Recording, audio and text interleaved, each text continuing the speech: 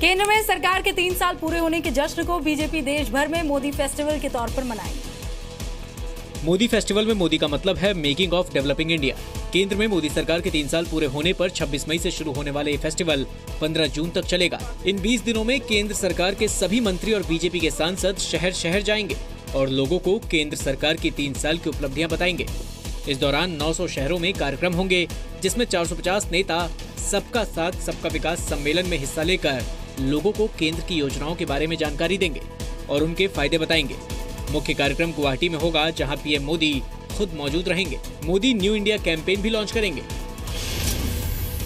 Making of developed India festival Modi fest के माध्यम से हम देश भर की जनता को और विशेष युवा पीढ़ी को भारत सरकार की सभी स्कीमों से न सिर्फ अवगत कराएंगे, बल्कि वो सारी स्कीम्स जो आज टेक्नोलॉजी के माध्यम से, एप्स के माध्यम से उपलब्ध है, उसे भी विशेष मोदी फेस्ट के हर एक कार्यक्रम में डाउनलोड की सुविधा नागरिकों को और विशेषतः युवाओं को उपलब्ध कराई जाएगी। माननीय राष्ट्रीय अध्यक्ष श्री अमित भाई शाह जी जो उनका विस्तृत प्रवास योजना है, उसके अंतर्गत केरल में 2, 3, 4 जून को रहेंगे तो त्रिवेंद्रम में कार्यक्रम में भाग लेंगे।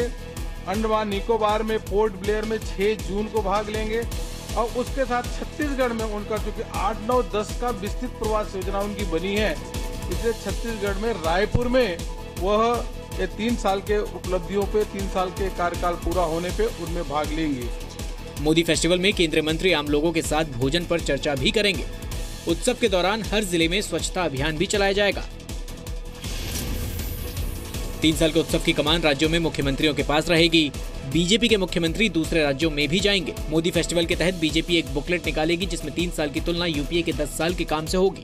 मोदी फेस्टिवल में बीजेपी ने मुख्य फोकस किसान, मजदूर, महिला, दलित और पिछड़े वर्ग पर किया है। सबका साथ सबका विकास सम्मेलन के दौरान केंद्र सरकार की उपलब्धियों का वीडियो ऑडियो प्रेजेंटेशन भी होगा। मोदी सरकार ने 2 साल पूरे होने को विकास पर्व के तौर पर मनाया था। पीएम ने इस मौके पर यूपी में रैली की थी।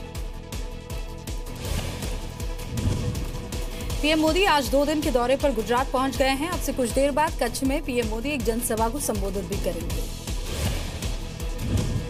दिल्ली के सीएम अरविंद केजरीवाल की आफतों में एक और इजाफा हो गया है। वित्त मंत्री अरुण जेटली ने केजरीवाल पर मानहानि का एक और केस ठोक दिया है। केजरीवाल पर अरुण जेटली ने ये केस उन अपशब्दों को लेकर किया जो मानहानि के पहले से चल रहे मुकदमे में जिरह के दौरान जेटली के लिए इस्तेमाल किए गए थे।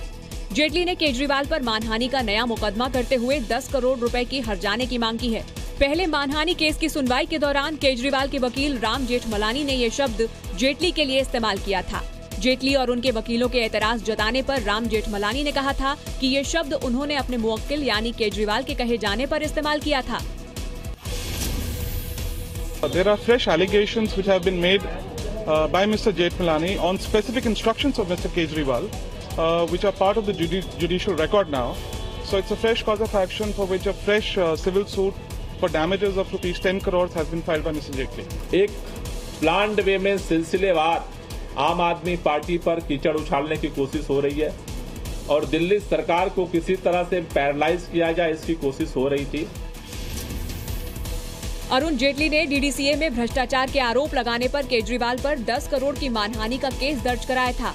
मानहानि केस की सुनवाई के दौरान केजरीवाल के वकील राम जेठमलानी ने जेटली के लिए आपत्तिजनक शब्द इस्तेमाल किया था। अपशब्दों को लेकर कोर्ट में जेटली और जेठमलानी के बीच तीखी बहस हुई थी। जेटली के वकीलों ने भी एतराज जाहिर किया था। अदालत ने जेठमलानी के कहे अपशब्द पर सफाई देने के लिए अरविंद केजरीवाल को कोर्ट में तलब किया है। केजरीवाल के खिलाफ दायर मानहानि के नए केस में कल सुनवाई होने की उम्मीद है। जम्मू कश्मीर के नौगाम में आतंकियों के खिलाफ सर्च ऑपरेशन अभी चल रहा है। मुठभेड़ में अब तक 4 आतंकी मारे जा चुके हैं, लेकिन 3 जवानों की शहादत भी हुई। शनिवार को एलओसी पर घुसपैठ की कोशिश नाकाम होने के बाद जंगल की ओर भागे आतंकियों की तलाश में शुरू किया गया सर्च ऑपरेशन अब भी जारी है। खराब मौसम की वजह से जंगल में छिपे आतंकियों को तलाशने में दिक्कतों का सामना करना पड़ रहा है। आशंका जताई जा रही है कि आतंकियों के पास भारी तादाद में गोला बारूद है। रक्षा मंत्री अरुण जेटली ने ट्वीट कर घुसपैठ नाकाम करने के लिए जवानों की तारीफ की है। नौगाम में आतंकवादियों की ओर से घुसपैठ की कोशिश को नाकाम कर दिया गया है। देश को हमारे सैनिकों पर गर्व है। नौगाम ऑपरेशन में जवानों ने 4 आतंकियों को मार गिराया है। मुठभेड़ में शहीद 3 जवानों को श्रद्धांजलि। आतंकियों को घुसपैठ में मदद के लिए पाकिस्तान की बॉर्डर एक्शन टीम भी लगातार फायरिंग कर रही है। 2016 में घुसपैठ की 364 कोशिशें हुई थी, जबकि 2015 में आतंकियों ने 121 बार घुसपैठ की कोशिश की थी। 2017 में जनवरी से अब तक आतंकवादी घुसपैठ की 60 से ज्यादा कोशिशें कर चुके हैं। रिपोर्ट के मुताबिक घाटी में हिजबुल और लश्कर के करीब 200 पाकिस्तानी आतंकी सक्रिय हैं। 2016 में सेना ने 146 आतंकवादी मार गिराए थे और 76 को गिरफ्तार किया था। बीती रात हंदवाड़ा में सर्च ऑपरेशन के दौरान सेना ने जंगलों में आतंकियों से मुठभेड़ वाली जगह से भारी तादाद में हथियार भी बरामद किए हैं।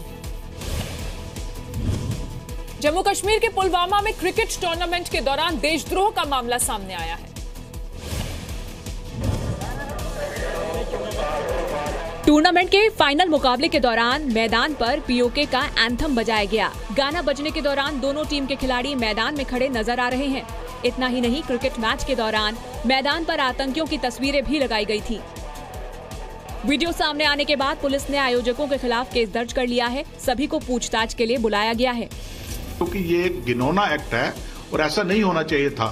इससे वहां के नौजवानों का जो माइंडसेट है और किस हद तक वो रेडिकलाइज हो चुके हैं, इस बात को दर्शाता है। वीडियो का ऐसे वायरल होना ये गलत कई दफा इंफॉर्मेशन और माहौल को खराब करते हैं और ये ऐसी चीजें लॉ एंड ऑर्डर सिचुएशन के लिए ठीक नहीं है और अगर कोई ऐसी चीज आती है सामने तो ये माहौल उससे खराब होता है। 20 मई को पुलवामा के स्पोर्ट्स स्टेडियम में क्रिकेट टूर्नामेंट का फाइनल मैच खेला गया।